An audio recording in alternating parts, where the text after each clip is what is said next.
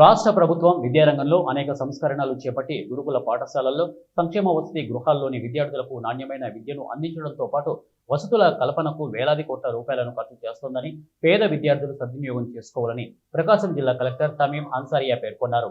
మంగళవారం ఖమ్మం మండలం కందులాపురంలో గల డాక్టర్ బిఆర్ అంబేద్కర్ గురుకుల బాలికల విద్యాలయాన్ని జిల్లా కలెక్టర్ ఆకస్మిక తనిఖీ నిర్వహించారు. ఈ సందర్భంగా విద్యార్థులతో ప్రత్యేకంగా మాట్లాడి వారి సమస్యలను అడిగి తెలుసుకున్నారు. వసతి గృహంలో నీటి సమస్య ఉందని జిల్లా కలెక్టర్ దృష్టికి తీసుకురాగా సమస్య పరిష్కరించేందుకు చర్యలు తీసుకుంటున్నామని అన్నారు.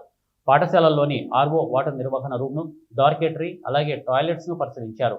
ప్రభుత్వం నిర్దేశించిన మెనూ ప్రకారం ప్రతిరోజు బాలికలకు నాణ్యమైన ఆహారం అందిస్తున్నారా లేదా, పాఠశాల ప్రాంగణం, బాత్రూములు, మరుగుదొడ్లు పరిశుభ్రంగా ఉన్నాయా లేదా, వాటి నిర్వహణ సక్రమంగా జరుగుతుందా అని విద్యార్థులను అడిగి తెలుసుకున్నారు.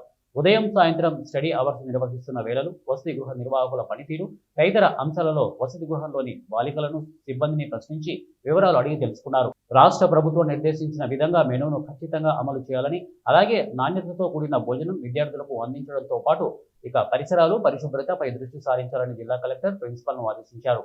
ఈ కార్యక్రమంలో సబ్ కలెక్టర్ సహదీత్ వెంకట త్రివినాథ్, ద్వామ పీడీ జోసెఫ్ కుమార్, తహసీల్దార్ శ్రీకిరణ్, విద్యాలయ సిబ్బంది తదితరులు పాల్గొన్నారు. కొంచెం ఆగితే వాళ్ళే ముందు వచ్చి కూర్చుంటారు మేడం. కంపల్సరీగా నైట్ స్టడీ చాలా ఇంపార్టెంట్ మేడం. అది బాగా ఉపయోగపడుతుంది మేడం మంచి మార్క్స్ రావడానికి. ఎందుకంటే డే టైం ఇంతకుముందు మాకు షెడ్యూల్లో డే టైం స్టడీ ఉంది. 7:30 to 9:30 10th క్లాస్ వాళ్ళకి ఇంకోటి పెడతాను మేడం. మిగతా క్లాసులు 9 o'clock వెళ్ళిపోతారు. అది మన పబ్లిక్ ఎగ్జామ్స్ దగ్గర పడేది 10:30 వరకు వెళ్ళిపోతుంది మేడం. దానివల్ల ఏంటంటే వీళ్ళకి స్కోర్ కానీ ఇది రావడానికి పిల్లలే ముందు వస్తారు మేడం. అరటిపండు చేంజ్ చేయమంటే ఆ టైంలో అరటిపండు ఇస్తాం మేడం. అంటే వాళ్ళకి ఇచ్చే